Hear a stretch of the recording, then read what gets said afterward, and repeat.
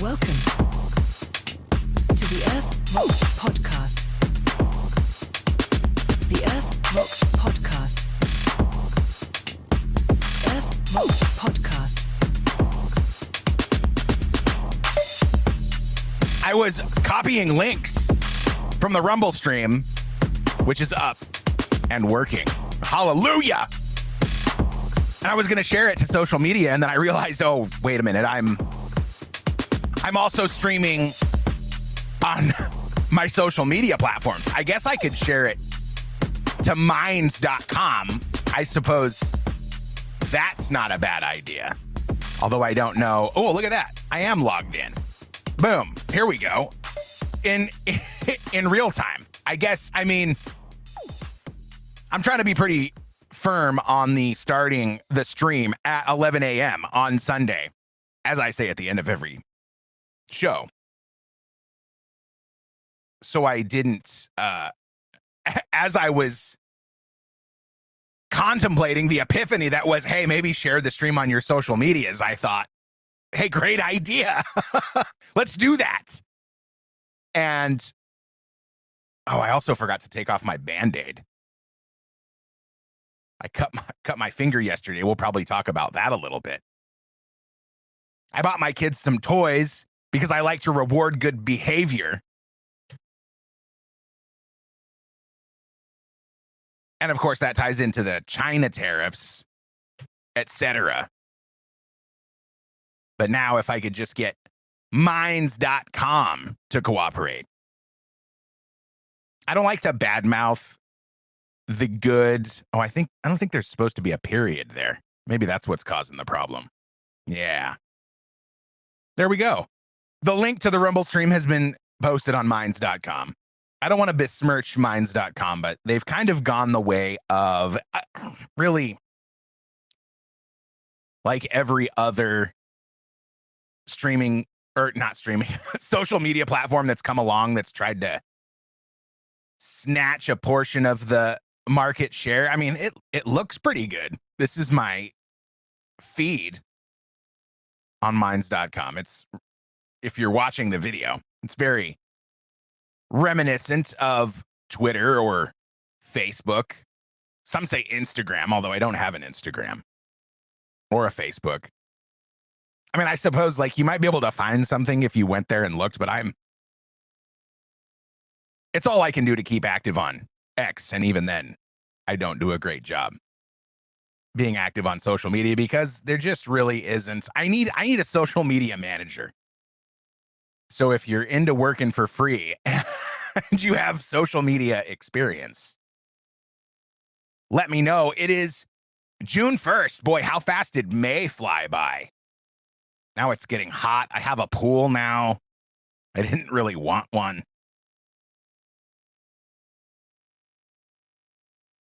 It's sort of a unanticipated symptom, I suppose. Having a family and having children, and then you want trampolines and backyard pools and play structures and all of this stuff that really just kills the grass in the backyard. That's the problem that I have with it. So that's been a little bit of a struggle. It's just, really, it's for the kids. And if you're going to have kids, you got to make sacrifices. There's a lot to get to in the news today. I know I've mentioned it before.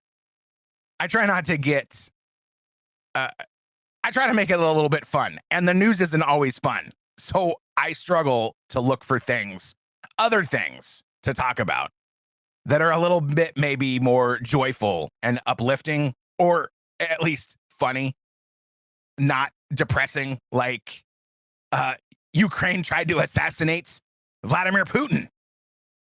So that kind of blows up, no pun intended, the peace talks that Donald Trump has been trying to facilitate between the two countries. And it started out that I just saw an X post from much earlier in the week from Cat Turd. with no link or anything like that. It just said from @catturd2 because he's been banned back in the Jack Dorsey days and had to create a new account. So @catturd2 writes, so Ukraine just tried to assassinate Putin.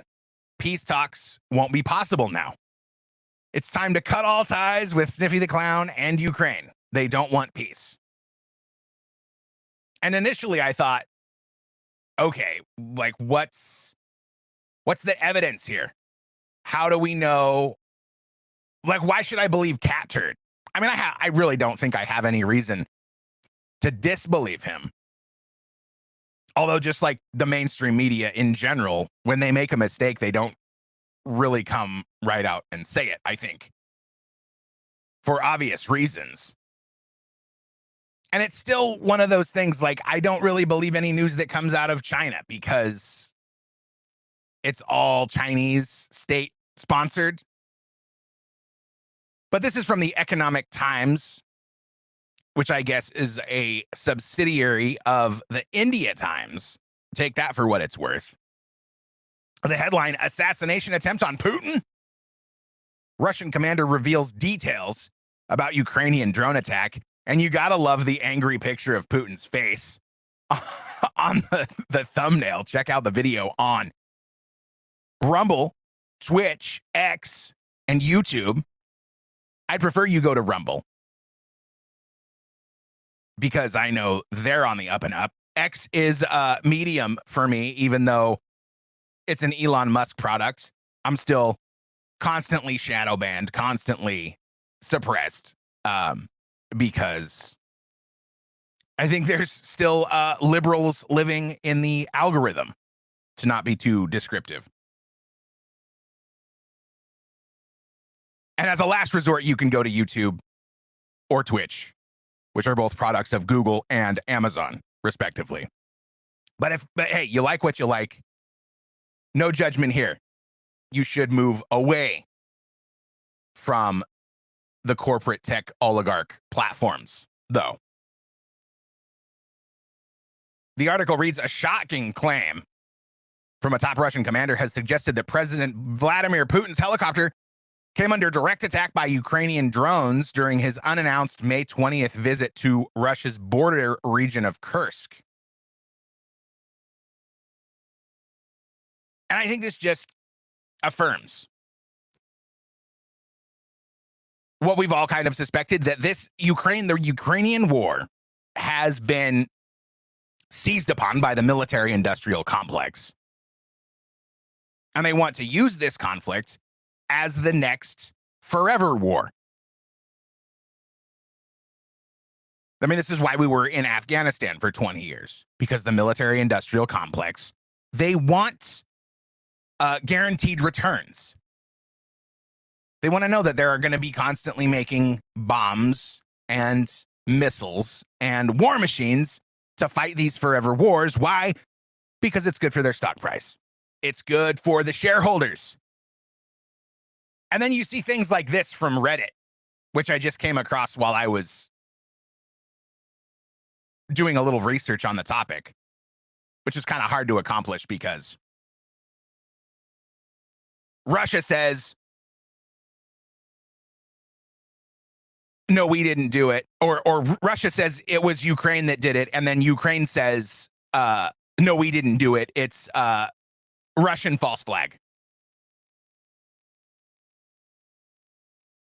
Then you look at this post on Reddit titled, here's a question. Why doesn't Ukraine put a $10 billion bounty on Putin, dead or alive? $1 billion on all ministers of state. $100 million on all generals. At the very least, the body of text reads, it will serve to make the whole Russian command structure paranoid. And in the best case, the money spent on the bounties would have gone towards the war economy anyways. I think the answer to that is the people sponsoring the war don't want to give $10 billion to a bounty hunter. They want to keep that money. I mean, how much are they paying the military guys? It's what, 60 grand a year? Maybe the soldiers? We got to find out. This question really piques my curiosity. Let's see what Grok says. How much does the average, I got to take this Band-Aid off. Does the average soldier make per year? We'll say in the US. And of course, we can't forget to ask for a simple answer. Searching. The average salary for a U.S. Army soldier varies by source and rank, but recent estimates for 2025 range from approximately, oh my God, you guys, 41,838 to 47,507 per year. So there's your answer. I mean, how many soldiers could you pay? I mean, the short answer is because they don't want the war to be over.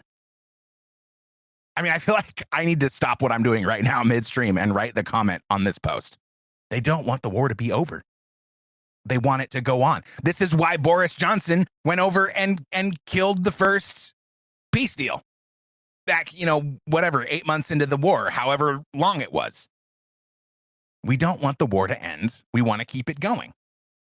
So fantasize all you want about the assassination of Putin. I think even if it did happen, or Putin died, or Putin had cancer, or whatever happened, the cause would be picked up by the next guy in line. Because the global oligarchy wants forever wars. They do. And spoiler alert, that's why we have them. We have them because the people in charge want them. And Putin is probably a lot more in charge of what happens in his region than the British Prime Minister or the Canadian Prime Minister or even the American president. Although he's pretty well up there. I mean, it also depends on the political alignment of that president, right? They installed Joe Biden to be the president because, I mean, not only was he cadaverous and probably disinterested in really doing anything but taking payoffs, he was willing at least to let the globalist elite embedded in his administration to take the reins and kind of do whatever they want, as long as they were making it worth his while. 10% for the big guy, right?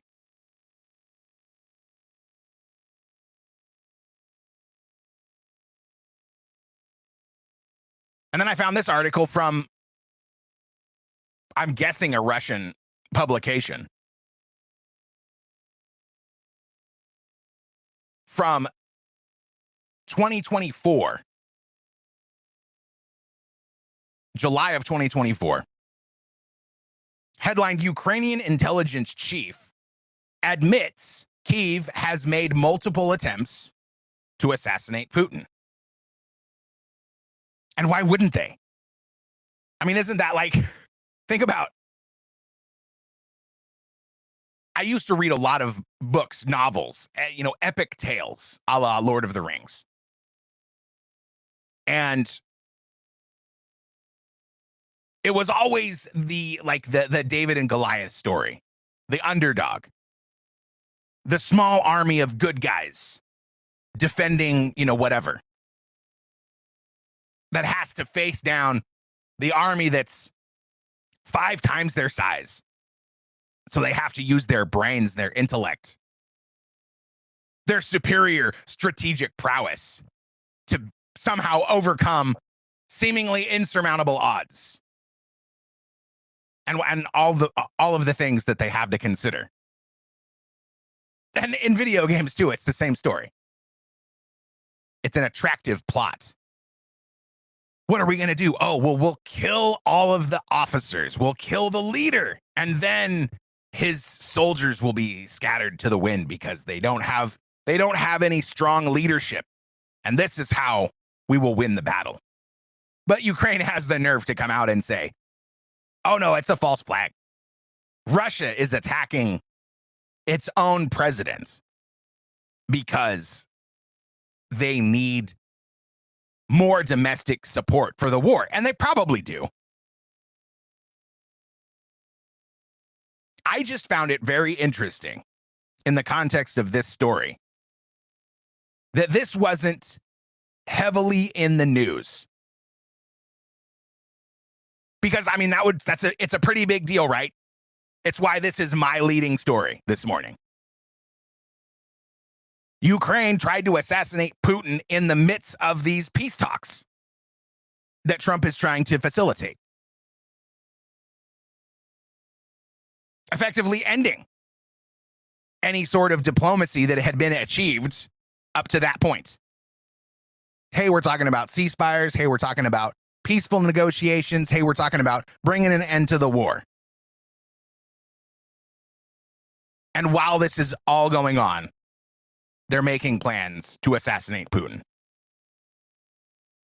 There could be any number of reasons, any number of circumstances. Really, at this point, it all comes down to which side do you want to believe? Do you want to believe the Ukrainian side, or do you want to believe the Russian side? Both are likely equally untrustworthy. It would be my opinion. But it really does seem like everyone that suspected, myself included, the war in Ukraine to be a globalist effort to exhaust military resources was right. And that worries me. Because China announced that it was at war with the West years ago. It told its citizens and its companies to prepare for war. We are entering wartime. And China has yet to launch a war against who? Taiwan. They want Taiwan. They told Joe Biden over and over again that Taiwan was theirs. They were going to take Taiwan when they were ready, and no one would interfere with them, or no one should interfere with them. It almost makes me suspect a false flag is coming. I gotta take this Band-Aid off. A false flag is coming in that region of the world. China has an explosion at their docks or some such. China did actually have a factory go up in flames, torched by an alleged worker. This headline from Breitbart, quote, 800 brother, which is what they're calling the guy. Chinese worker hailed as hero for torching factory to protest unpaid wages. And there they are. Fighting fires. They got some, I don't know, yelling. What am I looking at? It's like some kind of inflatable. You got it. This is terrible for the audio version, but check out the video in all the places if you'd like. It's kind of a funny picture. Independent reports out of China revealed a Chinese factory workers upset by unpaid wages decided it should be a Chinese factory worker upset by unpaid wages decided to set fire to a textile plant in Sichuan last week. The fire reportedly raged out of control for some 37 hours, causing millions of dollars in damage to the factory. The angry man's unpaid wages added up to 800 yuan, which is about $111 in US currency. I feel like they probably should have just paid the guy, right? I mean, save the millions of dollars in damage and just pay your workers. China has seen unusually large and persistent demonstrations by angry workers since President Donald Trump's tariffs began cutting into the vast export income of the communist tyranny in April. A new wave of protests broke out in mid-May, drawing in teachers and construction workers in addition to factory employees, some of whom have not been paid since 2023. Okay, so what's their excuse? They're pointing to the tariffs, but Joe Biden was president in 2023. Radio Free Asia cited social media posts that identify the arson as a 27-year-old man with the surname Wen. He allegedly had a, quote, heated exchange with his employers at the Sichuan Xinyu Textile Company over his back wages on Tuesday. At some point after this dispute, he returned to set the building on fire. Set the building on fire. And according to some reports, attacked a factory manager with a knife. The Hong Kong-based China Labor Bulletin translated a local police notice that said Wen had, quote, psychological problems and acted out of personal despair. Now, I know I don't really read the articles for this long, but this is a great article, and there's lots of juicy tidbits in here. Wen had psychological problems, this is in quotes, quote, psychological problems, and acted out of, quote, personal despair rather than fury over his unpaid wages. The police later amended their statement to admit Wen was harboring, quote, thoughts of revenge when he took violent action against the factory, but still strove to depict him as an impoverished and unstable loner. The police also disputed reports that the sum of Wen's unpaid wages was only 800 yuan, instead quoting a higher figure of 5,370 yuan, which is about $745. Social media users pointed out this was something of a technicality, as Wen quit his job in April when the company owed him 800 yuan. But the final amount with his severance benefits would add up to the higher figure. The authorities seem eager to debunk the 800 yuan figure because Wen has been lionized as Brother 800 on social media. Local officials seemed eager to protect the reputation of the Sichuan Xinyu Textile Company, perhaps mindful of growing public anger over unpaid wages. Police initially denied wage errors were an issue. Wage errors. I don't know, what is that word? That's a terrible typo. Were an issue in the crime at all, and they seemed uninterested in pursuing the company for violating national labor laws when they refused to give Wen a, quote, lump sum payout of his wages when his employment was terminated. RFA found Chinese social media brimming with sympathy for Wen and boiling with anger at both the abusive company and derelict local officials. Why? Because it's all the CCP. They don't want this guy being lionized on social media for being a hero to the working people, because the communist agenda is supposed to be for the working people. And they're not going after the company. Why? Because the company is also CCP. The police are also CCP. And they need to try and smear this guy, make it seem like he was crazy and he was a loner and his actions were unjustified. Because if they don't do that, other people will start to follow suit. Other people will think, well, maybe my actions are justified if I want to go burn my factory down because they treat me like shit. They can't have that. So what are they doing? They're controlling the media narrative. Sounds a lot like the United States, doesn't it? Quote, I read online that Wen's family is poor and in a dire situation, and that his mother is ill and they are in urgent need of money, said a social media commentator named Wang Shudong. When those who were owed wages sought legal help, the judges disappeared and the Labor Department staff also disappeared. But when Wen set fire to the factory, the police came. And so did the officials from the legal system, Wang said. Chinese society is heading towards an unpredictable future, and the relationship between people is becoming increasingly tense under the pressure of economic downturn, scholar Tang Gang told RFA.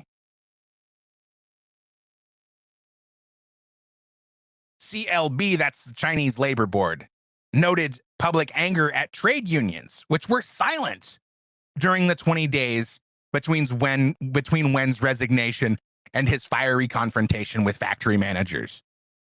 Chinese employees are increasingly convinced the labor unions are controlled by corporations and the governments, which are often one and the same in China, rather than prioritizing the needs of their working class members. Quote, the fallout has been severe. Wen now faces prosecution. Of course, he burned a factory down. The factory suffered major losses. Thousands of workers have lost their jobs, and the unions that should have intervened stayed silent. No one won, end quote. CLB mournfully concluded.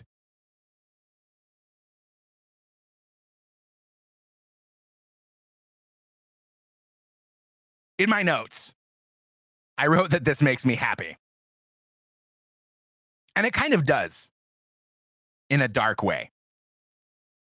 Because China has built their economy on ripping us off. I think that's obvious. Because Trump showed up, started rolling out these tariffs, everyone started freaking out, and now companies in China can't pay their workers.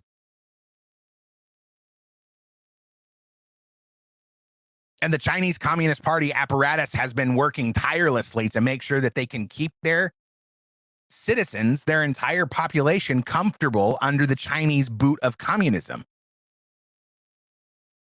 And said, I mean, earlier in the article, it said this was cutting into China's vast export income. What did it say? Where are the words? Yeah. President Donald Trump's tariffs begin cutting into the vast export income of the communist tyranny. It's working. But it makes me sad that these Chinese the answer for these Chinese companies is we're just not going to pay our people. And that really seems to be the corporate structure. And what really upsets me the most is how absolutely similar the sort of cultural operations between the justice system, the labor boards, the companies, the governments, and the workers. I mean, it really feels the same, doesn't it?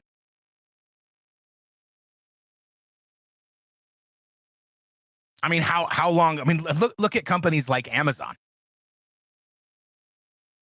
They work people all day long, literally from dawn until dusk, and pay them just enough money to live. Barely enough money to live. Is that dramatically different from China? Is anybody trying to come to the rescue of these people? No, because Amazon is a gigantic company. They keep it out of the pages of the media. They keep it out of the mouths of the politicians, and they exploit their labor. And they were all fully in favor of wide open borders and 20 million immigrants coming into the country looking for work. Why? Because they can pay them $5 an hour with no benefits. And they know that they can trap these immigrants in a terrible situation and exploit them because they'll be too afraid to raise any of these issues. That will only last for a short amount of time. But this is how companies operate, right? One quarter at a time. We'll pay these immigrants dirt wages. It'll be great. We'll clean up. We'll be rich. We'll be filthy rich. Our profits will be through the roof. Oh, well, what about if they unionize and decide to, throw off the yoke of oppression? We'll worry about that next quarter. That's how it works. Because they're number one. There's no cohesive group effort. These companies literally operate with the mindset that I'll be able to fill these jobs with anyone. So I can pay bottom tier wages and bottom tier benefits and have a revolving door of employees for employees, and everything will be great. We'll all get rich. And we'll pay the media to keep this abuse out of public eye, and it'll be great. will use these business practices to drive smaller businesses out of business, and then the people will have no choice but to come and work for us. That's the business model. And apparently, that's the business model across the world, because it sure doesn't seem like it's any different in the United States than it is in China. And how interesting and coincidental, maybe, that these massive corporations that abuse their employees around the world do heavy manufacturing business in China with the Chinese Communist Party. Ron Johnson went on Tucker Carlson and had some very interesting things to say about 9/11. And I was having a difficult time figuring out why this is coming up. Are you again. tired of feeling like your feet Because are constantly asleep? One thing that's That bothering burning, me tingling about pain all of keeping this you from business enjoying life? is, sorry about Donald the Trump ads. is about It, to like, cement his status prevents as the me greatest president in history. prevents me from muting the ads. Very, very clever. Now I have to go back. Now I have to go back and share the screen again. Just had to shut the stupid ads off. I try not to. I'm working on training myself to Is the not only reason talk while the video is playing, because it's a little bit finicky trying to get the audio levels right. And I know I kind of ruined some of your experience when I was trying to play Donald Trump saying China over and over again because you couldn't hear me. So as always, it's a work in progress. But Ron Johnson, senator from Wisconsin, and by the way, how, like, that guy is never, that guy is never going to lose an election. Like, how can you not get elected with a name like that? You're Ron Johnson for Wisconsin.com. It's a campaign manager's dream. Like, people see that ad and they go, oh, that dude's smooth AF. I don't care what his politics are. I'm voting for him, because that's how, I mean, at least that's how I voted when I was an 18 to 24. I don't know. He sounds cool. He looks cool. Let's vote for him. He must be cool. But I listened to his interview on Tucker Carlson and I thought, why in the world is this guy? Well, he's on a committee that's kind of opening up other investigations. And he posed this question that I will let him articulate for you. American, why would our government continue to lie about it? I can't answer the question. All I can say is it raises my suspicion. Yeah. And then when you start gaining, again, I'm just as prone to everybody else going, though, that's wacko. And Yeah, me too. That's conspiracy, you know. So, but then you start getting the information, and you start going, "Wow, is that weird?" You know, building number 7. You see it come down, and we've all watched because it's cool to watch. You know, these buildings being demolished, boom, just free fall. There was a headline. There was a headline about this interview. Leftist retard headline where they said, Ron Johnson said it's cool to watch the terrorist attacks on 9/11. Is that what he said? No, he said it's cool to watch buildings collapse, because it is. I mean, do we need to litigate this? Want me to pull up some videos? Well, the only way that happens is if you remove all of their supports at the same time. You blow them all out so that a building can really free fall. If it's collapsing something else, it's like, you build like a fire and it collapses off to the side or something, right? So that was pretty strange. But the more documentaries I look at this stuff, the more information I receive. You talk to guys like Richard Gage, the head of the architects for 9/11 Truth. They feed you information, and you start asking a lot of questions, and you just realize there's a lot here that simply has not been answered. So, and the firefighters want to know. I mean, there was never a steel structure building that ever collapsed because of a fire. It's Well, especially building 7. Well, you don't get a lot of buildings that, commercial airliners run into. So you could be like, well, who knows? right. But building 7 was not hit by anything. It's actually quite a distance from the other towers. It's not right next door. It's hundreds of yards away, I think. And debris hit it and it caught fire. And then the whole thing collapsed, as we saw on camera. That's the official story. That was not even included in the 9/11 report. There's no mention of building 7. So anyway, the point is, you also have people, because they never explored explosions, but there, a guy named Graham McQueen researched this. He dug up, footage filmed at Ground Zero, 156 witnesses, first responders saying they heard explosions before the buildings came down. So trust me, there are a lot of unanswered questions. Things you just can't explain that. And it was 25 years ago, 24 years ago, almost 25. And we're still talking about this. And there's people, earlier, like the way Tucker brings this conversation about is because this Republican Lawler, I think is his name, from New York, newly elected, is trashing Ron Johnson for asking these questions, when really the only question that he's asking is, why did building 7 collapse? Like, forget about the other 2 buildings, 5 and 6, I assume. It's been too long. Though, those got hit with airplanes. And some people will say, okay, say the collapse was caused by the airplanes hitting the building.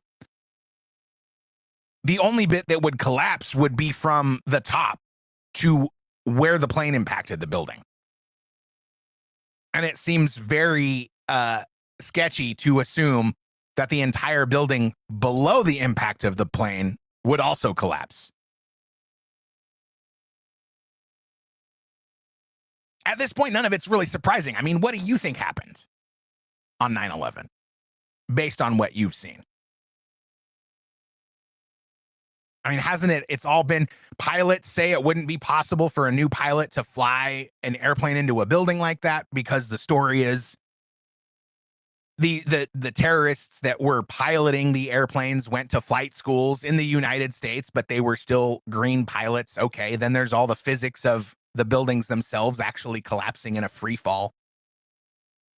Discrepancy after discrepancy after discrepancy, but Ron Johnson is not asking any of those questions.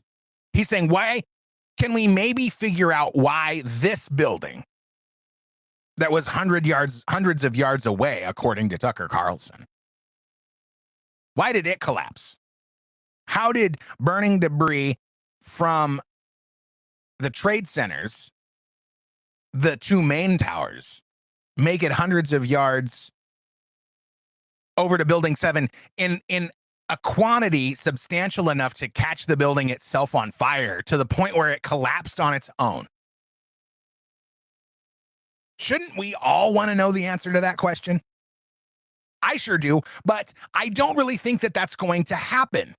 And that's why I'm really curious as to why these questions are being raised again 25 years later.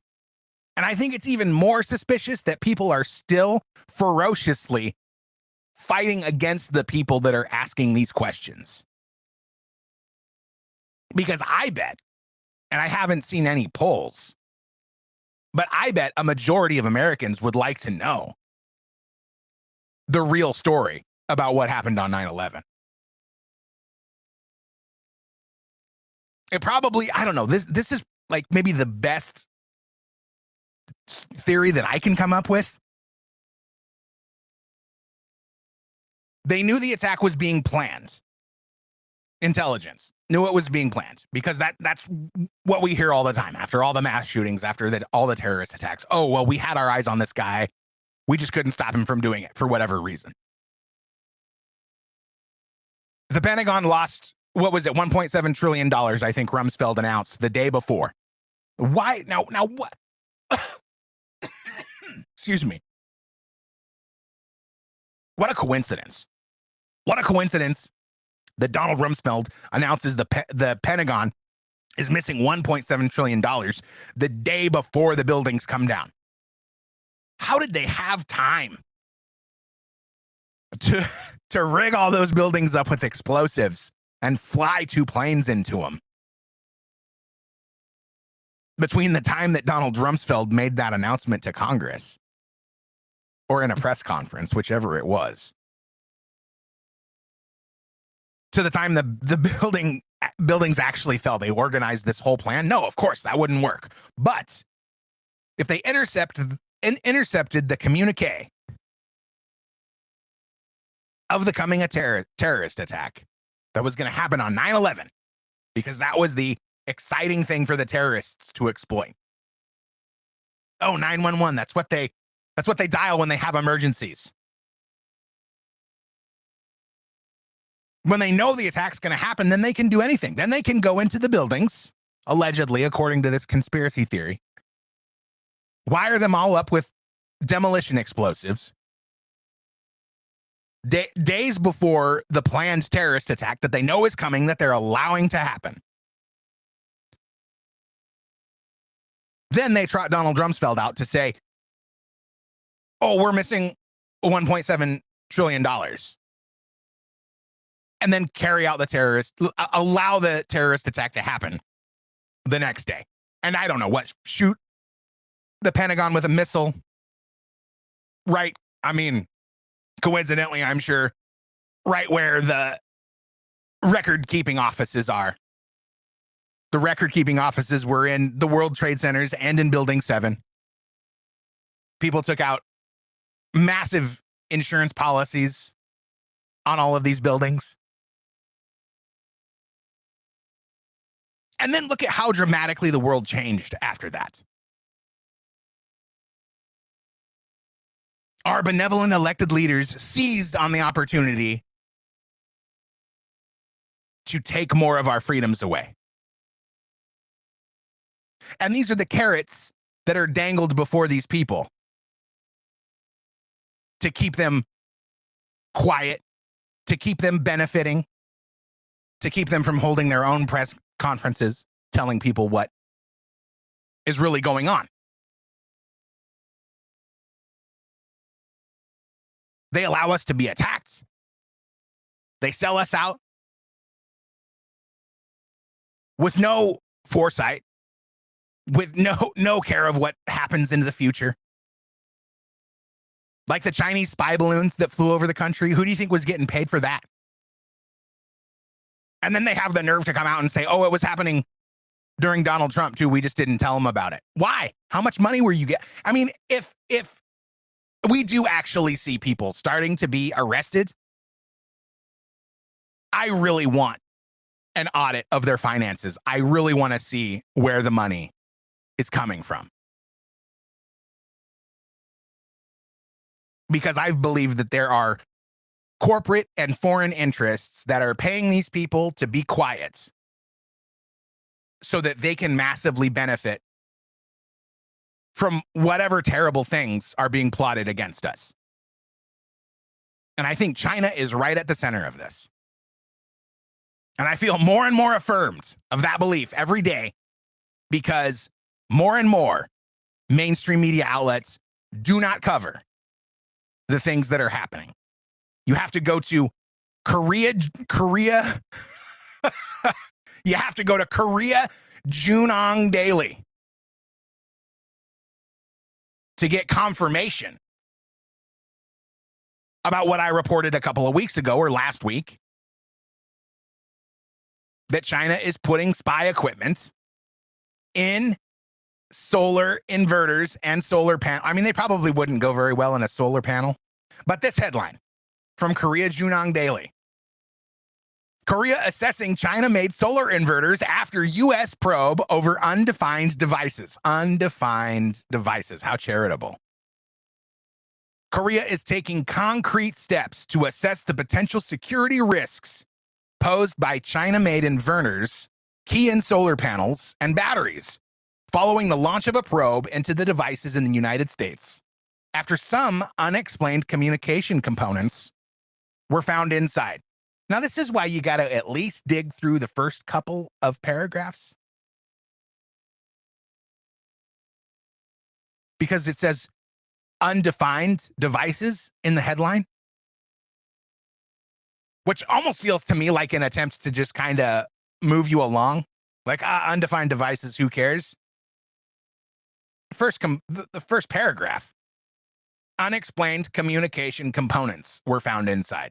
Well, that's not really undefined. That's communication components. That's routers,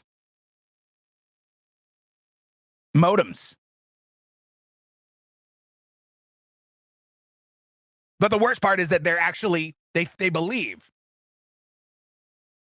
that this is equipment that will allow these systems to be controlled remotely and shut down or exploded, giving China, I mean, a massive kill switch to electrical systems employing these solar devices. It sure does make you wonder. And I know I said this before, but 50 some odd million people in Europe lost power inexplicably. Oh, there was a surge here, there was a power loss there, they shut this down over there, and then 50 million people didn't have power for a day. Then these reports start coming out, one after the other. Now, Korea is concerned with the integrity of their solar power systems. So if you were skeptical when I covered this a few weeks ago, are you more convinced that the story is kind of taking hold and other countries are investigating? I mean, imagine what a negotiating tool that is. Hey, you better not upset us or we're going to shut down all of that solar. Yeah, remember all of that solar equipment that we gave you a really great deal on, Europe? Well, if you F with us, we're going to blow it all up. And not only will you have no more solar equipment, you also won't have electricity for the vast number of your citizens. For, I mean, what? As long as we decide? And this is why people are upset at China. It's one of the many reasons that I think justifies Donald Trump's tariff action against these people. Because they are behind some very insidious things. And no one else talks about it because they're too afraid, because they have too much invested, because China has too much power over them. China has too much power to take away their wealth and their influence. So they're essentially forced to sell us out because they're too cowardly to do the right thing. Speaking of doing the right thing, the CDC has removed the C19 vaccine for healthy children and pregnant women. Health officials cite common sense and good science in major policy reversal. From the article written by, let's throw out some credit for Melissa Rudy, the COVID-19 vaccine is no longer recommended for healthy children or pregnant women, according to new guidance from health officials. So it was never a good idea for these people to get this vaccine. But Joe Biden's FDA, Joe Biden's Department of Health and Human Services, they said, you're getting it. We don't care if it's safe because we want to get rich or we don't want to get exposed or both. HHS Secretary Robert F. Kennedy Jr. shared a video on X Tuesday announcing that the Centers for Disease Control and Prevention has removed the vaccines from the CDC's recommended immunization schedule for those groups, which is the first the first step in removing immunity from the companies that provide these vaccines and pharmaceuticals. Should we watch the video? Hi, everybody. I'm Rob. Video. It's only 1 minute long. We'll watch it. We'll watch it. Let's hear from Robert. Maybe. Oh, it doesn't like it now. Now it's thinking really hard about it. Even refresh the page on its own, did it? Let's try that. Come on. Are we still sharing? I think we're still sharing. One more try. Hi, everybody. I'm Robert F. Kennedy Jr., your HHS Secretary, and I'm here today with NIH Director Dr. Jay Bhattacharya and FDA Commissioner Dr. Marty Makary. I couldn't be more pleased to announce that as of today, the COVID vaccine for healthy children and healthy pregnant women has been removed from the CDC recommended immunization schedule. Last year, the Biden administration urged healthy children to get yet another COVID shot despite the lack of any clinical data to support the repeat booster strategy in children. That ends today. It's common sense and it's good science. There's no evidence healthy kids need it today, and most countries have stopped recommending it for children. We're now one step closer to realizing President Trump's promise to make America healthy again. Produced by the U.S. Department of Health and Human Services. I wonder how many takes it took them to nail that. I mean, that was tight. They were on point. They didn't mess it up at all. I wonder how many times, how many tries. I wonder how important that is to Donald Trump on his appointment of officials. Like, yeah, you can be the Health and Human Services guy, but you got to nail your commercials. Speaking of Donald Trump, did you know he was suing CBS because of the, I mean, man, it blows me away to think about how significant this story was.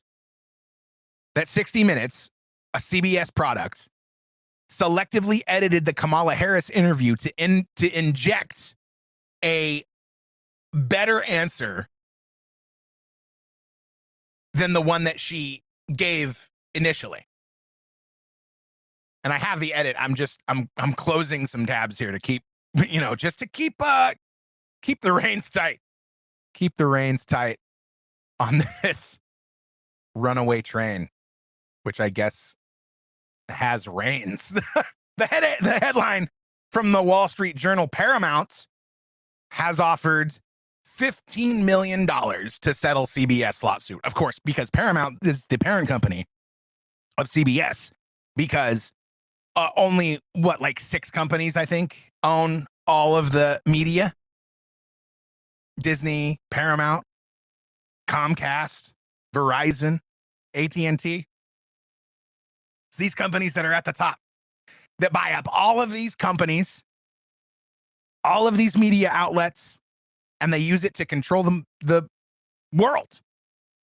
They control the narrative. They control the information that you have. They control how much you pay for your bills. They have all the money. And they want to give Donald Trump $15 million to settle the lawsuit. Here's the edit of the 60 Minutes interview with Kamala Harris. Quick question. What eliminates no, debt faster? Ads. Making double payments or not paying at all? I will Big retailers don't want edit you to this have for the the lens, but there's I got to figure out how to mute these stop. ahead of time. So maybe there's no this way. new I think super I'm powerful just gonna have to get myself in the habit of queuing up the video before. What the hell was that? Now it's completely taken away my video and brought me to a different page. If I have to watch commercials again, I'm gonna be super pissed. But it seems that Prime Minister. Okay, here we go. But it seems. Stop. We have the answer. This is for the audio listener. We have the answer that she initially gave, and then the second clip is the edited answer that CBS broadcasted. But it seems that Prime Minister Netanyahu is not listening. Well, Bill, The work that we have done has resulted in a number of movements in that region by Israel that were very much prompted by or a result of many things, including our advocacy for what needs to happen in the region. But it seems that Prime Minister movements in Now here's the edited answer. that region by Israel that were very much prompted by or a result of many things, including our advocacy for what needs to Okay, coming up, edited answer. Sorry, it's jumping all over the place. happen in the region. But it seems that Prime Minister Netanyahu is not listening. We're not going to stop pursuing what is necessary for the United States to be clear about where we stand on the need for this war to end. A pretty obvious edit, I guess. Now, I don't know how many people decided that this was an obvious edit from the beginning. This is why we really have to move away from the traditional media format. Because not every idea is expressed in 5-minute segments. Really, it feels like the only reason commercial TV exists anymore is to pump ads into your face. And this is why ads are everywhere. It was really interesting. Another part of this Tucker Carlson interview with Ron Johnson for Wisconsin is that the reason you primarily see ads for pharmaceuticals on these mainstream media television channels is not so that you'll buy the medicine, because you can't just walk into a pharmacy and say, hey, I want a prescription for this medicine that I saw on a commercial, because you got to go get a note from your doctor. You got to go say, hey, I need this medicine. And that's probably easy as can be. You just got to make the appointment, because I think most doctors anymore would say, okay, yeah, sure. I get a nice kickback. I'm sorry. I feel guilty for generalizing doctors in this way, but I know many have just likely been beaten to the point where they will agree. Okay, I know at least I won't get in trouble or sued for writing you a prescription in a small dose, responsibly. That's going to get me a pat on the back from the pharmaceutical vendors. Because you don't know, what's the last time you saw a commercial that actually told you what the medicine was for? It's just what a montage of horseback riding and playing tennis cut up with, my head hurts, or my tummy is something. I really just need a pill to make my life better. So the pharmaceutical companies buy these ads so that they can control the content of the station. Like, imagine how hard all of these mainstream media organizations would fall if the Trump administration, through whichever legal means, said, okay, it's no longer legal to advertise pharmaceuticals through the media, on podcasts or on television or anywhere. Because we're only one of 2 countries in the entire world that allow pharmaceutical companies to advertise. The other one is New Zealand. But they're using this power to control the narrative. They're using this power, this economic power, to scare journalists, to scare newscasters, to scare entire media organizations into compliance with the pharmaceutical company's narrative. How did we get here from Trump suing CBS?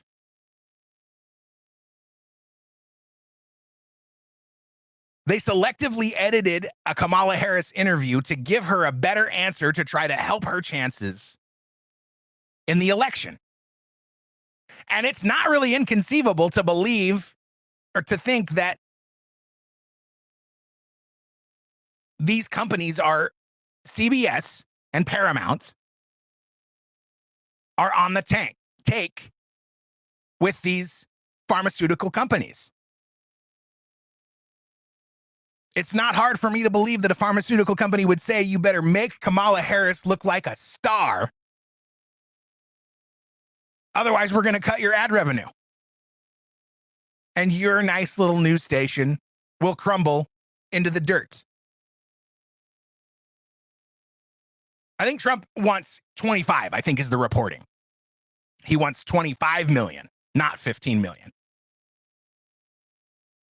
And I don't know. I kind of hope he doesn't settle, because it would be much more beneficial for the country to experience the discovery that would take place through the litigation in the courtroom. Of course, CBS doesn't want to allow discovery, because then you get to see emails, then you get to see company-wide correspondence, you get to see internal memos. You would get to see the kind of things that were influencing CBS's decision to selectively edit this Kamala Harris interview. And CBS definitely doesn't want that. But I don't know if Donald Trump wants that. Donald Trump just might want the cool 25 mil and the opportunity to move on. But I think the main thing is that we can't trust these companies. Donald Trump could say, hey, okay, I'll take your 15 million if you guys promise to not be such a corrupt scumbag organization, but we can't trust them. We can't trust that they would do that. We can't trust that they would agree for the next 3.5 years. And then after year number 4, go right back to being the terribly corrupt propaganda outlet that they are. But we'll find out. We really can't rely on the courts to do the right thing. I think that's been shown. And it was proven again earlier this week. From Wednesday, May 28th, the headline, U.S. court blocks Trump from imposing the bulk of his tariffs. Because just like in China, the justice system will happily step in to protect the profits of the oligarchs over the interests of the citizens. I mean, remember when there was all those affidavits alleging election fraud? That was one of the core arguments in favor of a meaningful investigation into 2020 election fraud. Thousands of affidavits of people saying, I saw this that was inappropriate. They were covering up the windows. They weren't letting people observe the counting process. Where were the courts then? Where were the courts for the J6ers that just happened to wander into the wrong place at the wrong time and get 18 months in prison and have their lives completely ruined? Where were the courts for the vaccine mandates? Well, if you were keeping up, you know that an appeals court did step in. This headline from CNBC, Trump tariffs reinstated by appeals court for now. Of course, insinuating, because CNBC is a leftist propaganda outlet, that this won't really work because it's not legal.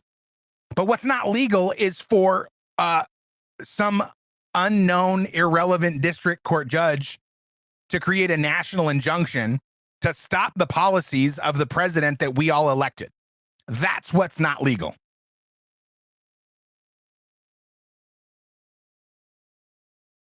But they roll these judges out there. They threaten their lives. They put cash in their pocket. They say, you do this for us just to slow down the process. We just have to wait it out. Trump only has a couple years left. We need you to obstruct. They're not just obstructing Trump. They're obstructing you, the voter, the citizen. I think, what is it? I skipped over this because it just worked better to move into different stories, but the majority of the country believes that we're on the right track for the first time in history. The headline from Breitbart, Nolte is the author, John Nolte, says, right track number hits 50% for first time in poll history. Now, you know how I feel about polls. But isn't it a little bit mind-blowing to think that we haven't been able to agree that we've never, well, in the 29-year polling history from Rasmussen, shows that 50% of the country believes America is on the right track, compared to 45% who say we are on the right track. More interesting than the numbers is that it's the first time in 29 years that that's been the case. Oh man, I think all the time about how awesome it would be if we didn't have to worry so much about politics. If we could go to bed at night knowing that Democrat or Republican, they're going to do what they believe to be in the best interests of the majority of the citizens in the country. But they don't, because what is it now? Now it's like only one side really cares about nurturing the United States and its Constitution and governing through the guidelines of the Constitution. And the other side wants to just destroy it, burn it all down, and build it up into some Chinese communist parody. And we're already too close.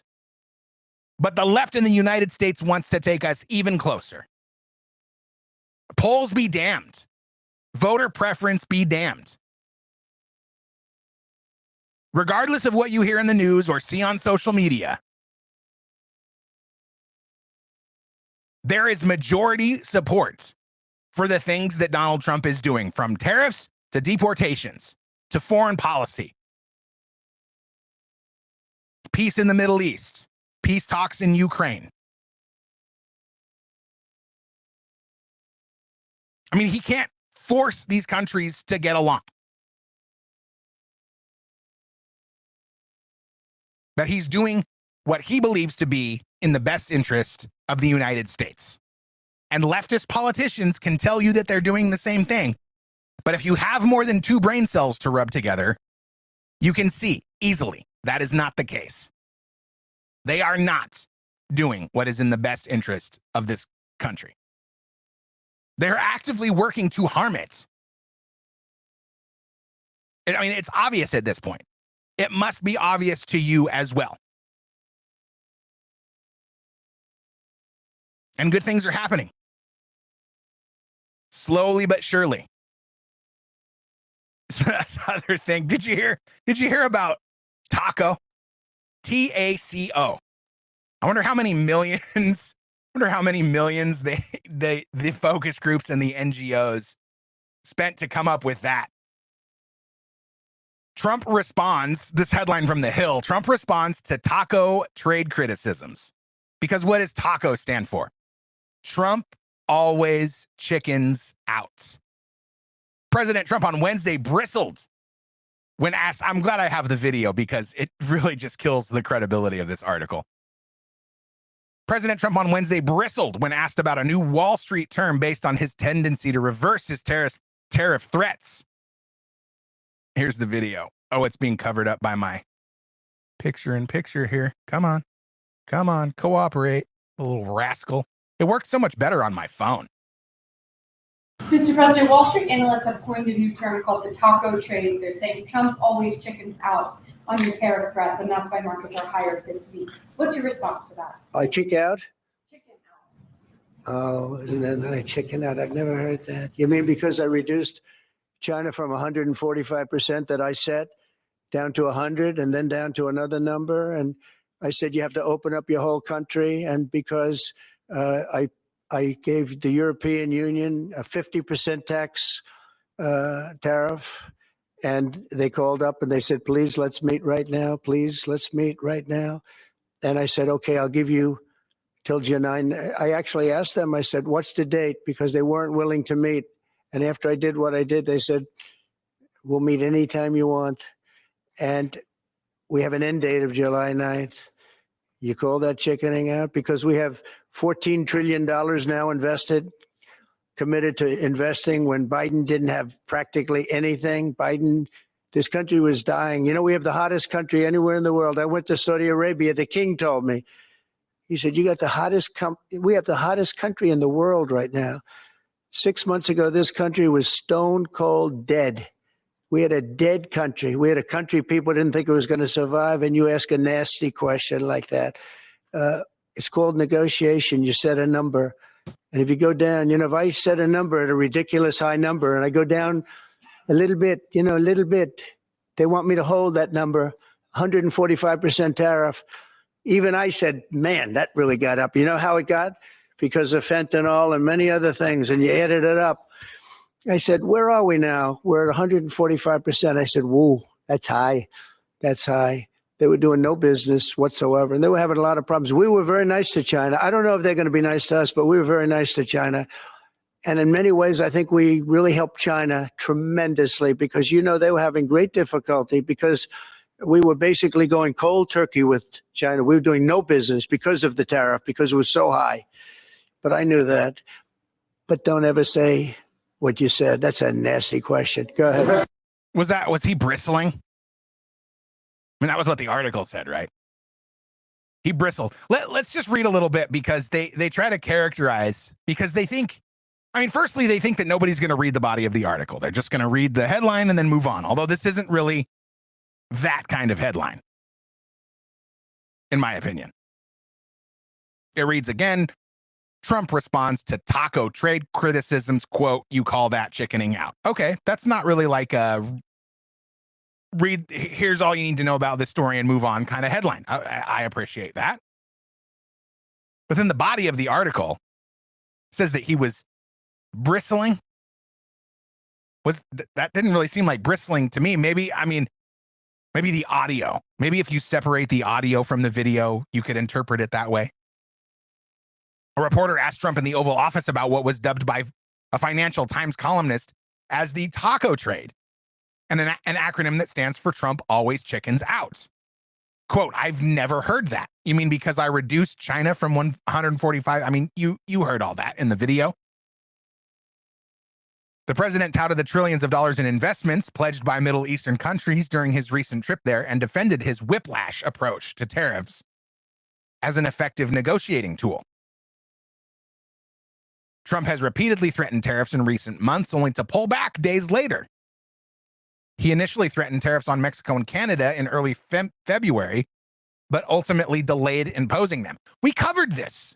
Do you know why he delayed imposing them? Because Canada and Mexico capitulated.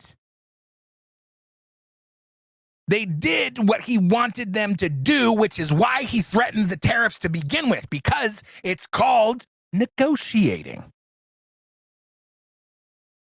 And this is why they lose. This is why the left loses, because they're dumb. Have they never heard of a win-win? Have they never heard of compromise?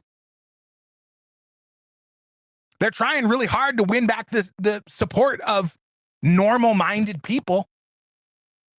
This headline from The Independent, Democrats spending millions to learn how to speak to American men and win back the working class.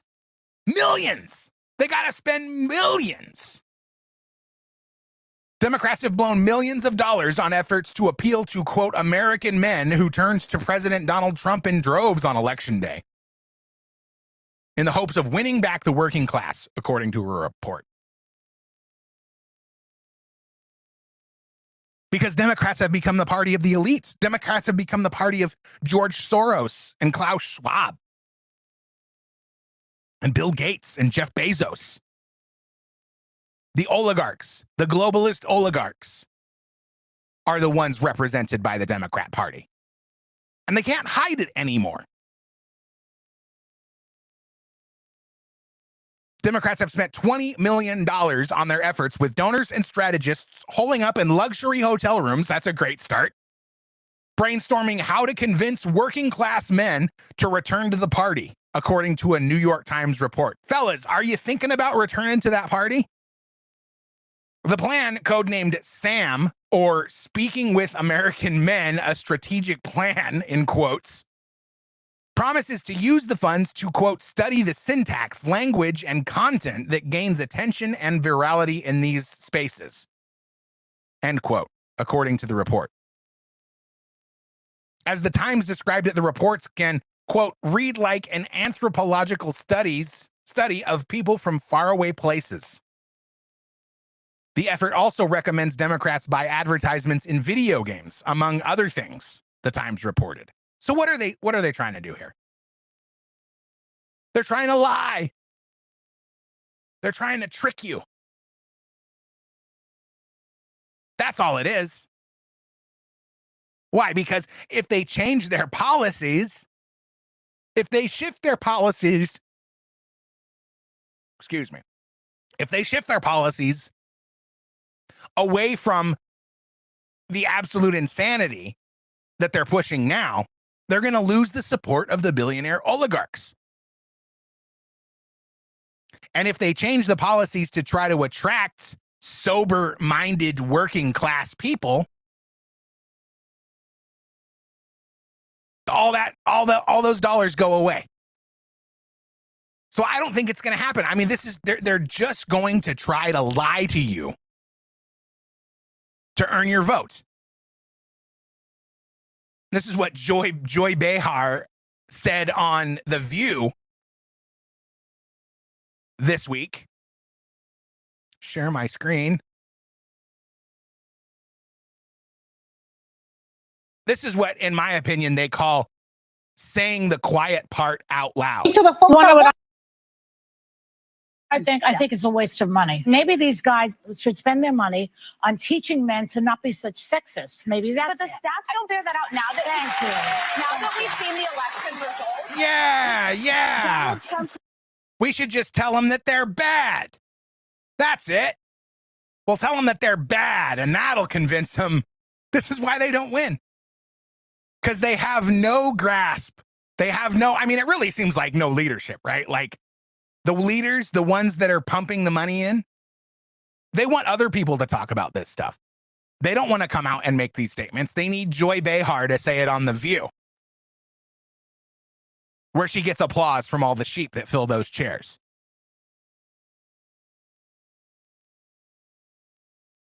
So apparently they're going to stay the course, which I think is great for us. Like all of the steps that the Democrat Party has been making, which is kind of gross to consider them to still be the Democrat Party when the way they conduct themselves is far from democratic. I mean, just ask Bernie Sanders. They're not thinking that they should reconsider their policies, folks. Not at all. They're thinking they need to trick people better. They need to guilt people better. They need to bully you into voting their way. More bullying, more protesting, more rioting, more pain and suffering, more unrest, more chaos. This is their strategy. Does it seem now like the summer of love, the protests, the riots, all the discomfort, all of the chaos that was sown into our culture through the first Donald Trump administration? Does it seem like that's more or less organic when you look back on the circumstances now?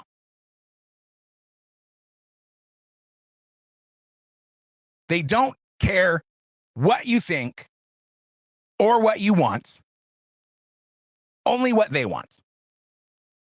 And even if they tell you they're changing their position, they're lying. Because they're pushing the policies of the elite. And they will say and do whatever they need to say or do to trick you into supporting those policies. Elon Musk is done at DOGE. people are trying to spin it like a bad thing has finally come to an end. But it's not over at DOGE. DOGE will continue. But I don't think Elon Musk, I think the reason he's done is for the same reason that Ed Martin, the U.S. attorney, the U.S. attorney was done, because he didn't receive his Senate confirmation, which means he has a 130-day tenure term, and then he's got to be done because he can't be a permanent employee without being Senate confirmed. So Elon Musk is done. He will remain on. Here's the video from the Oval Office. Wait, Mr. Musk, what is your eye okay? What happened to your eye? I noticed there's a bruise there. Well, it wasn't. I wasn't anywhere near France. So, but What does that mean? No. I didn't notice it. First lady of France. I didn't notice. Yeah, no, I was just walking around with little X, and I said, "Go ahead, punch me in the face," and he did. Turns out, even a 5-year-old punching you in the face actually does. That was X that did? Yeah. X could do it. If you knew X, I saw his mom right now. But I didn't really feel much at the time, and then I guess it bruises up. But I just walked around with the kid. I didn't notice it actually. Now, people are making a big deal of this bruise. And they're trying to turn it into have you heard of the Black Eye Club conspiracy? It's pretty interesting. Because as you'll see from these pictures, many, I don't know what you would call them, world leaders, check out the video on Rumble or X or YouTube or Twitch, and you can see all of these people with their left eye blackened. Charlie Rose, Barack Obama, Pope Francis, Robert Downey Jr., Ben Affleck, Kanye West, George Bush, John Kerry, all have the same eye blackened. And the conspiracy theory goes that it's an initiation of some kind. Well, this isn't even, it's not even the same eye that Elon Musk has blackened in this video. The video comes from the announcement that he is going to be leaving DOGE because his tenure is up, but it's been reported that DOGE will continue on and Elon Musk will remain an advisor to the president while Congress attempts to solidify some of the cuts that were made by DOGE. I mean, there weren't any cuts made by DOGE. Like this, there was so much propaganda around this whole story. Elon Musk served as an advisor with the DOGE organization that was actually under United States Digital Services. We've been over this. The time ran out. Elon Musk is no more the head of DOGE, but he's still allowed to be an advisor. And it's been reported now that attempts will be made to solidify the cuts. In fact, what's called a rescissions package of, I think it was almost $5 billion, was sent to Congress in an effort to solidify some of the cuts suggested by DOGE. Although I'm personally really disappointed in Congress right now, because they don't seem to be interested. It all kind of feels like Trump against the world again, which is how I remember feeling in 2018 and 2019, when the Republicans were largely working against Donald Trump. There's a general sense of, we just want to wait you out so that we can maintain the status quo, so that all the power stays over here with us and stays away from the peasants, because we can't have the peasants making their own decisions. Well, when you have a quite obviously established elite and they all show up with the same eye blackened at some points, it raises a lot of questions. The first thing I thought when I saw this conspiracy theory cropping up, attempting to suggest that Elon Musk is somehow in the Black Eye Club with the rest of these corrupt scumbags, I thought, well, The guy practices martial arts, right? Remember, he was going to fight Mark Zuckerberg for charity or whatever, attention. But it was just, he's blaming his kid.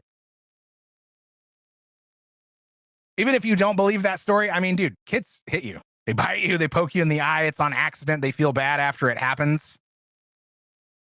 But yeah, it happens. And it just happened to happen right before Elon went to the press conference to announce that he was going to be leaving DOGE. Not because he wanted to leave DOGE, but because he was legally obligated. And that's going to make some leftists happy. That's going to make a lot of people happy. I mean, not like they're ever happy about anything. But those kind of people are everywhere. Republicans, too. Some people just take it too far. Like Nathan Latch, or Latch, however you say it. It's weird. I typed it into my show notes wrong because I was just spelling it phonetically. But from the Gateway Pundit, rife with pop-ups, by Christina Lila, an anti-Trump IT specialist. This is crazy. And again, largely unreported. That's why I'm going to the Gateway Pundit, because I feel like I can trust to some extent, even though I probably shouldn't. An anti-Trump IT specialist.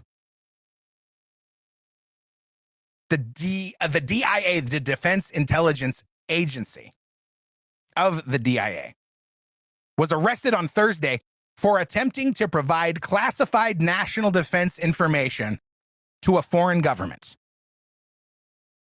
According to the DOJ, Nathan Vilas Latch, 28, of Alexandria, Virginia, was arrested on Thursday in Northern Virginia and will make his initial court appearance in the Eastern District of Virginia on Friday. FBI Director Kash Patel tweeted, "Today, an IT specialist employed by the Defense Intelligence Agency was arrested for attempting to transmit classified national defense information to a foreign government. This case underscores the persistent risk of insider threats. The FBI remains steadfast in protecting our national security and thanks our law enforcement partners for their critical support." He then links to the press report or the press release from justice.gov. This is what we're up against, people.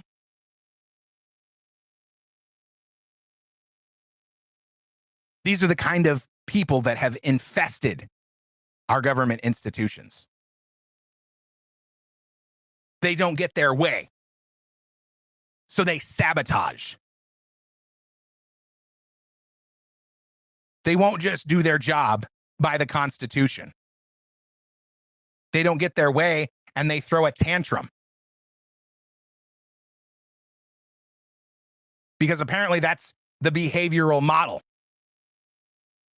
that these people follow. If we don't get our way, if the politicians that we like don't get elected, if the policies that we want aren't enacted, burn it down. Sabotage. Sell us out. This guy's in big, big trouble. You know, Trump reinstituted the federal death penalty, which was, I guess, lightly discussed in the news. What do you suppose he thinks he's going to be doing with that? Oh, I hate to say it because I don't know the details. I don't know. I mean, was this guy blackmailed? That's very possible. Does it make a difference to you? If he's coerced, if his family is threatened, his kids are threatened, his own life is threatened, if he doesn't produce this material, do you blame him any less? Do you think his punishment should be less severe if he was being coerced? I mean, this is espionage. There is a legal argument for the death penalty for this guy.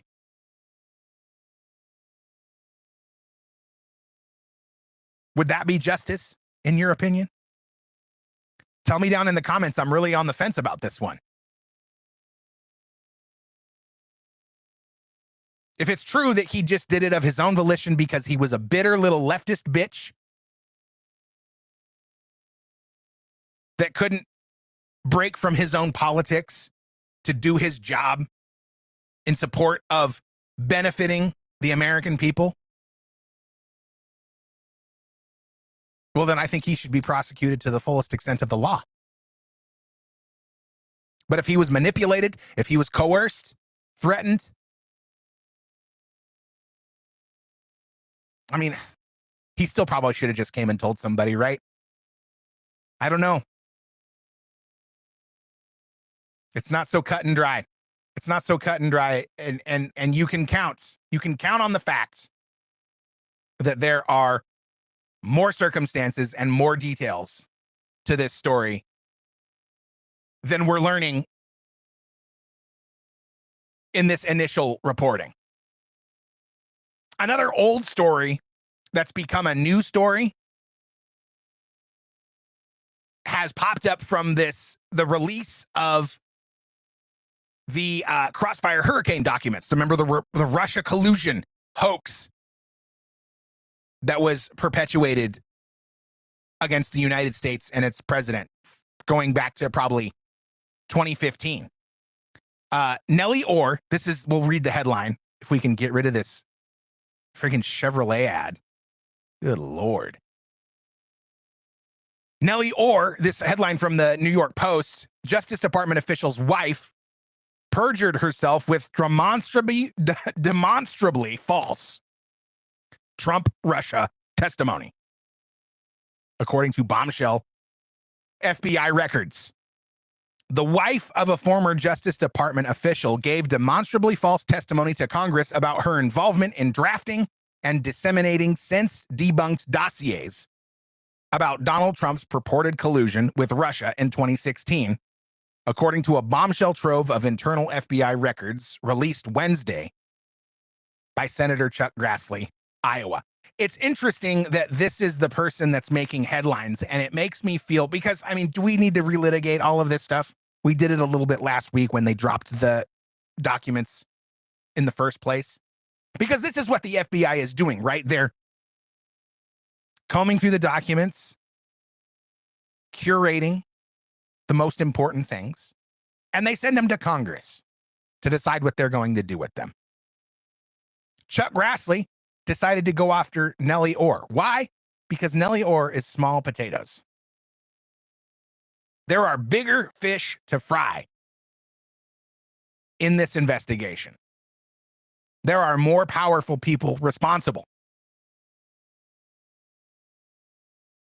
But people are getting restless, myself included. I want to see some people held accountable, and I don't really give a rat's malnourished ass about Nellie Orr, the wife of Bruce Orr, who was what was his deputy associate deputy director, I think is what he was. Not the deputy director or deputy, no, attorney general. That's what they call him. Here's his picture here. Check out the video if you'd like. It's available after the stream on all the platforms as well. Bruce Orr, a deputy associate attorney general. Because it's good for people to feel important. He received emails as well as a thumb drive from her containing the Fusion GPS research that was passed on to the FBI. I'm glad that they're trying to hold her accountable. I think they're going after her, hoping that she may flip and provide them some evidence against a bigger fish. Also, it's only 2025, June 2025, as of today. And more significant things arrests, prosecutions, indictments will happen the closer we get to elections. I'm not happy about it because while they wait and drag their feet for political benefits, these people are allowed to continue operating and sabotaging our government from within or from without. I mean, how about we get some sanctions on these people? I mean, when are we going to stop playing so closely with the rules? That didn't really make any sense. But why do we slow walk everything? Why are we so concerned with being fair? When we just came through 4 years of these cutthroat leftists weaponizing every government institution against us. Now the good guys are finally in charge and we're slow walking things? We're being really careful? I get it, I guess. We got to compile the evidence. We got to have a bulletproof, airtight case. We need to make sure we actually take these people down. As if they would return the favor. As if they would give us the time of day. As if they wouldn't throw us behind bars and let us rot in solitary confinements while our case was litigated in a court by corrupt officials and corrupt judges. I understand the appeal of working by the book, attempting to put together a bulletproof case. But the clock is ticking. And while it ticks, our country slips further and further away. This is all old news. We're looking at the JFK assassination that happened in '63. We're looking at 9/11 that happened in 2001. It's not like we don't have manpower, but can we right the ship already? I know I'm not the only one that wants to see people go into prison, that wants to see foreign interests like George Soros and his organizations sanctioned for financing the violence against our country.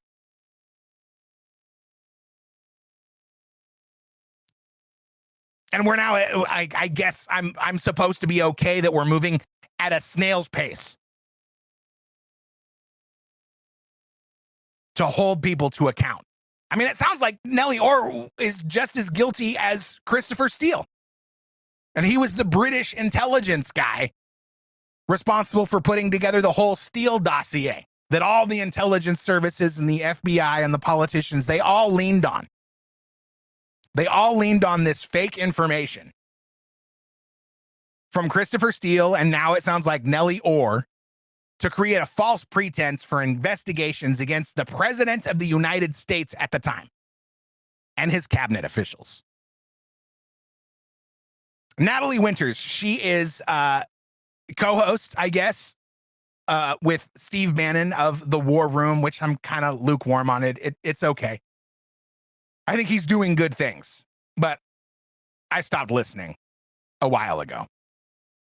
Natalie Winters was actually on the Piers Morgan Uncensored program with Christopher Steele, and I mean, this is epic. You got to check this out. Oh no. I bet we have to watch ads. Watch what happens when I turn this on. Okay, I'm not going to make you listen to them. I'm going to let the commercials run. And man, you know what I think I'm going to have to do? I think I'm just going to have to sign up for Rumble Premium, because I want to do that. I want to lend my support to Rumble. I just have to justify it to my wife, because I have like probably everyone, I would imagine, I have too many damn subscriptions to everything. All right. Sharing the screen again so I don't embarrass myself. God, you guys, I'm so glad that you're here and that you support me and that you tolerate all of my boomerness when it comes to pulling off these podcasts. It is so embarrassing to play a clip without sharing it to the actual audience, as I'm sure you can imagine. So now we're sharing. Here's the clip. Well, I know Christopher Steele probably wanted to go down in history as someone that colluded with the Clinton campaign to take down President Donald J. Trump, but I really think that you represent probably the ultimate grifter in the American political space. For you to even come on here, obviously you're trying to sabotage. This is the guy. This is British intelligence that spied for the Hillary Clinton campaign to accuse Donald Trump of being a Russian asset. This is the guy right here that she's talking to. President Trump is doing when it comes to Russia and Ukraine. But to sit here, what is it, nearly a decade after you tried to smear President Trump as a Russian asset, to then say, well, I think he's a Russian asset, but even though I'm really good at my job and create all these intelligence reports, it's just sort of a feeling that I have. I'm sorry, what stones do you even have left to turn over to try to corroborate your claim that President Trump is a Russian asset? You what? Weaponized FISA courts, surveillance, warrants, not just domestic spy agencies, international spy agencies too, the entire DNC apparatus, a bunch of political operatives and registered foreign agents here in the United States.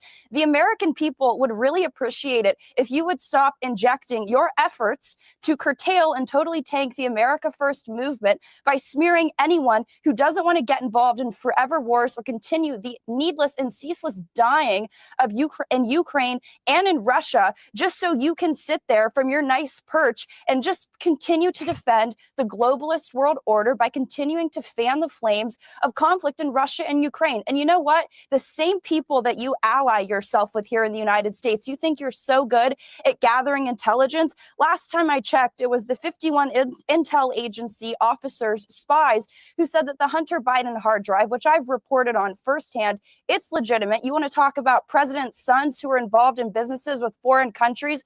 Well, I'd like to introduce you to Hunter Biden, right? When those 51 people that I'm sure that you know all too well, you were probably likely involved with the drafting of that letter, said that was Russian disinformation. Well, it turned out that that was true, and shame on you for the last decade trying to inject the idea that smearing President Trump as a Russian agent or a Russian asset is somehow going to tank the MAGA movement. It's about putting America first, and the fact that you can still sit here and you have no actual evidence beside one random Russian meeting and, oh, we need to just continue to get more evidence. You're a complete political hack and grifter, and I wish the American political scene didn't have your voice in it. All right. Well, Christopher Steele, you're about to leave us because you're only here for this part of the panel. I would ordinarily cut off his response, but she keeps sticking it to him through the whole thing. So we're going to let it run. But your response finally to that? My response is that I'm a professional intelligence officer, an expert on that part of the world. I'm not a politician. Was the Hunter Biden hard drive Russian disinformation then, if you're such an expert? Let him finish. Oh, poor Christopher Steele. That's enough of that. Poor Christopher Steele. Poor guy that single-handedly brought down the first administration of Donald Trump. I mean, this is what they're going to point to when if Donald Trump tries to run for a third term. And I'm not trying to get into that right now because I don't honestly know if I would support a third term from Donald Trump just because he's going to be so old, man. That doesn't mean he's not able to do a good job. But this is the argument that they're going to make. He was sabotaged.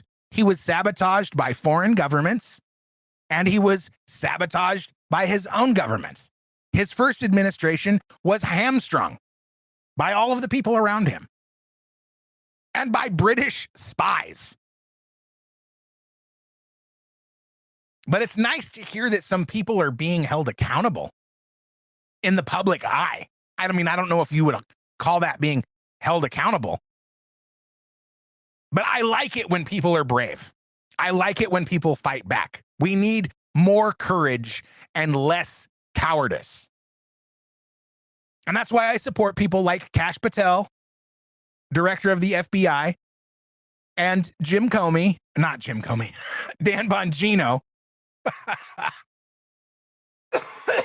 Goodness, boy, bollocks that one up, didn't I?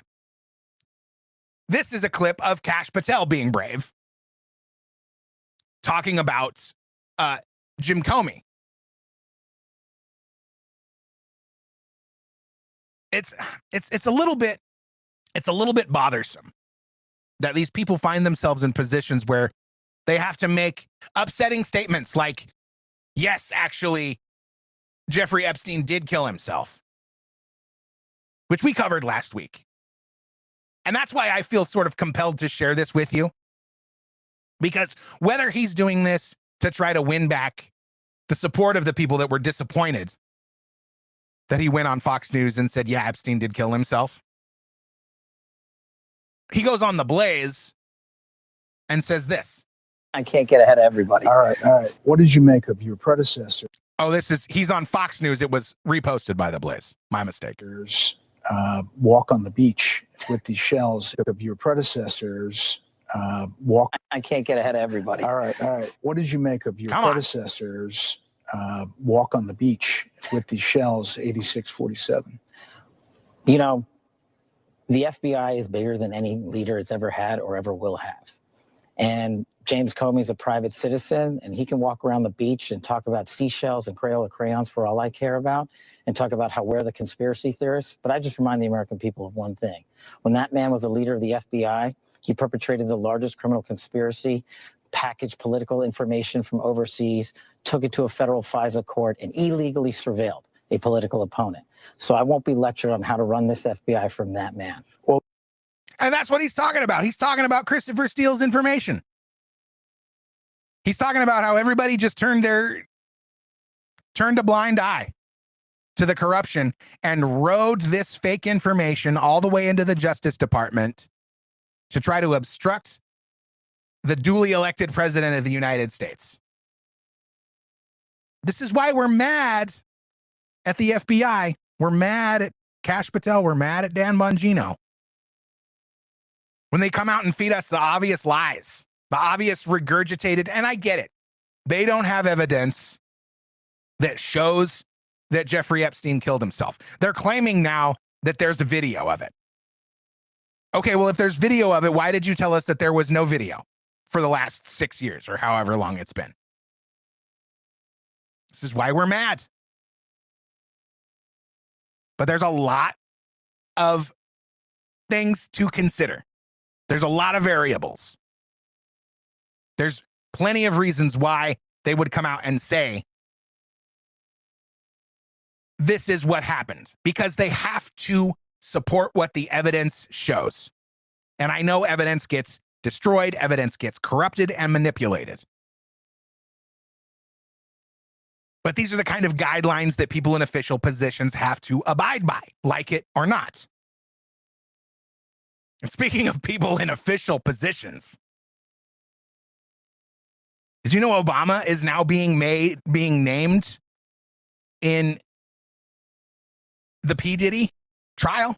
Did you know that Puff Daddy had drug pills pressed to look like the face of Barack Obama?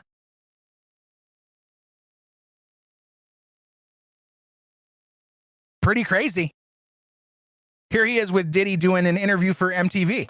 Yeah, there you go, y'all. Thank you. And I just want to say how much I appreciate Puff Daddy for doing the kinds of work that he's doing, because he doesn't have to do this.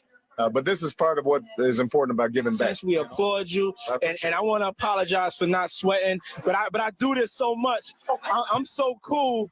I just want y'all to see everybody I'm interviewing is sweating. I'm not even touching my brow. I'm so cool, and I want to apologize. I ain't trying to make you look bad or nothing like that, but I'm just so cool. We T-shirt. I tell you, if he was wearing one of those fancy designer clothes he's designing, he'd be sweating just like me. So of course, this madness of the Diddy trial is continuing. It's going to blow up in a timely fashion, I'm sure, when it's politically expedient. But Trump has recently discussed maybe offering clemency for Diddy. Why would he do this? Well, it's because he's hoping that he can get Diddy to finger people like Obama.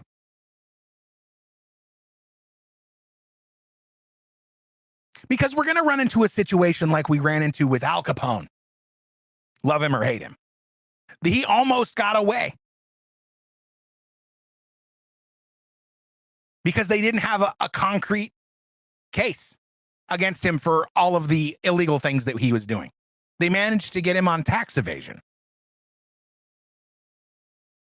So if Trump can offer Diddy clemency, and get Diddy to flip on the people that were participating in the horrible things that were going on at the freak-offs, that's a win for the country. That's an L for the swamp. Because I really feel like that's why Epstein Island exists. That's why Diddy's freak-off exists.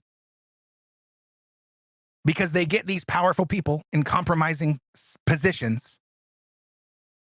They capture the evidence and they say, now we're going to use this to manipulate you. We're going to use this to control you as a powerful person to enact policies that we want.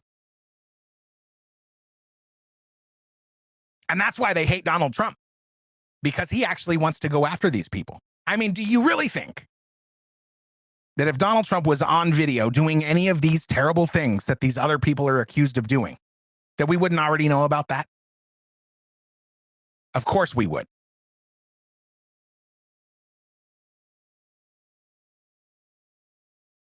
Now, finally, let's talk about GTA 6.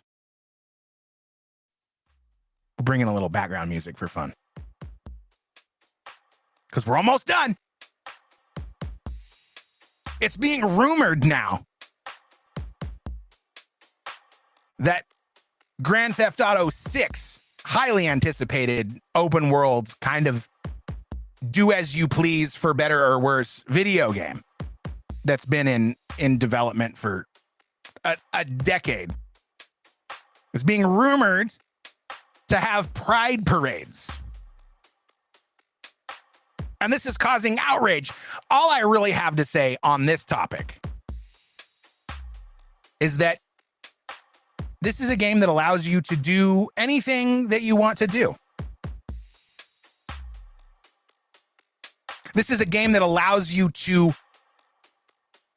I'm going to leave it alone, but just think about your, if you're not in favor of pride parades in your video games, just imagine what you can do within said video game